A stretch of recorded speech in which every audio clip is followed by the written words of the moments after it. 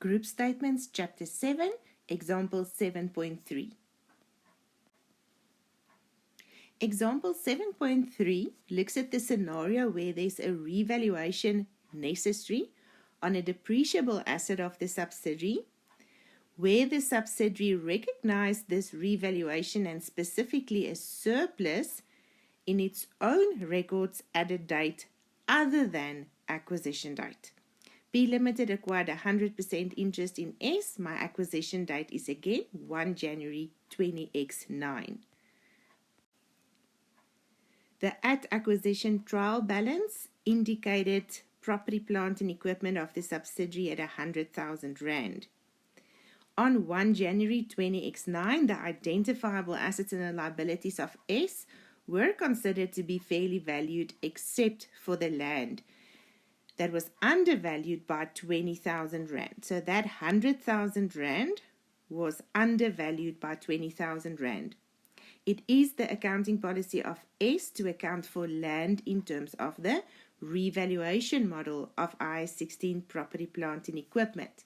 The moment you read that, you know that it would have been possible for S to value adjust at acquisition date in the separate financial statements before acquisition date. However, you have to read on to determine whether that has happened or not. The subsidiary, however, decided not to recognize the revaluation on 1 January 20X9. What did happen in this example is the subsidiary did revalue its land upwards with 50,000 Rand for the first time on 1 January 20X10, which is 1 year after acquisition date. This revaluation was the only movement in the land's carrying amount during 20X9 and 20X10. So at acquisition date, the subsidiary did not value adjust for the 20,000 Rand, but did revalue this land upwards for the first time in the separate financial statements on 1 January 20X10. Let's now apply the suggested work method to identify any differences and resultant consolidation journal entries. S did not value adjust the land at acquisition date in its separate financial statements.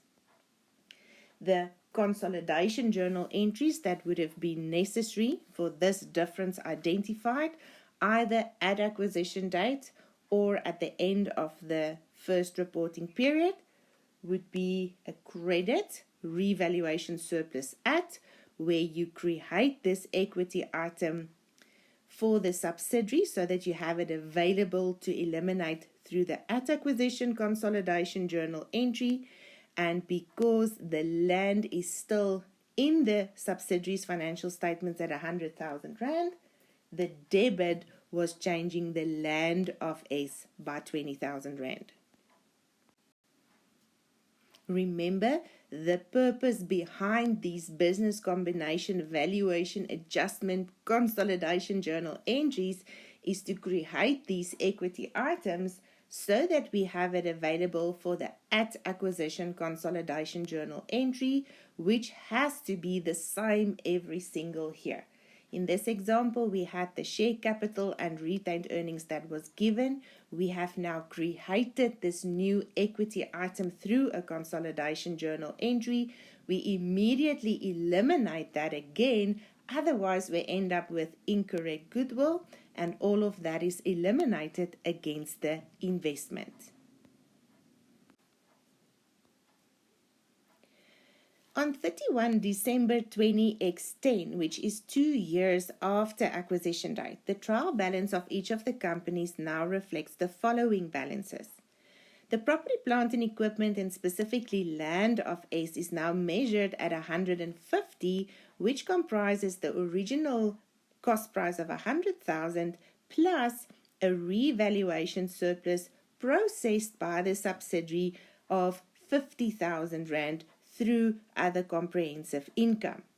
So this is now my starting point when I perform the consolidation at the end of December 20X10. If we now apply the suggested work method to identify our differences at the end of December 20X10, we see the following. In my starting point, being the trial balance of the subsidiary, I had a revaluation of the land in the current year for 50,000 Rand, bringing the land to a carrying amount of 150,000 Rand, which is now the fair value of that land. Please note, the moment the subsidiary has revalued this asset in the separate financial statements since acquisition date, that is also the correct fair value of the land in the group. The difference in value adjustments in terms of IFRS 3 always only relates to your at acquisition date. In this example, at acquisition date, the subsidiary did not value adjust, which gave rise to a difference. The moment the subsidiary has revalued this asset since acquisition date, there will not be any further differences from that date. Because this land was already value adjusted by 20,000 Rand in the group, the full revaluation surplus of 50,000 coming through from the trial balance of the subsidiary cannot be recognized in the group, as that will result in an overstatement of the land. So my differences identified relates to the value adjustment at acquisition date of 20,000 Rand, and the other leg of the consolidation journal entry will relate to the current year revaluation surplus of the subsidiary.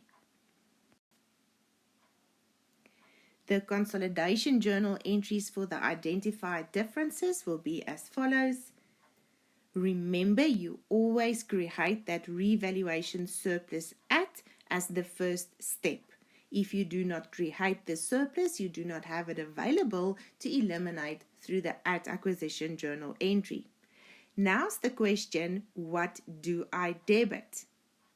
Before the land was revalued by the subsidiary, the land of the subsidiary had to be debited, as the 100,000 had to increase to 120,000 Rand.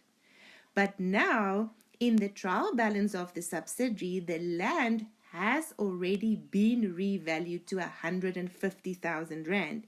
If you debit land at this point in time, the land in the group will be measured at 170,000 Rand, which is the 150,000 Rand in the TB plus this 20,000 Rand. And that would be incorrect. The land is correctly measured at 150,000 Rand. So the debit leg of this consolidation journal entry will be against the revaluation surplus of the subsidiary that was recognized through OCI, and that is to account for the difference identified here. The revaluation surplus in the TB of S, my starting point, will be 50,000 Rand. That is only allowed to be 30,000 Rand in the group. To achieve this adjustment, I write a consolidation journal entry of a debit against my revaluation surplus OCI for 20,000 Rand.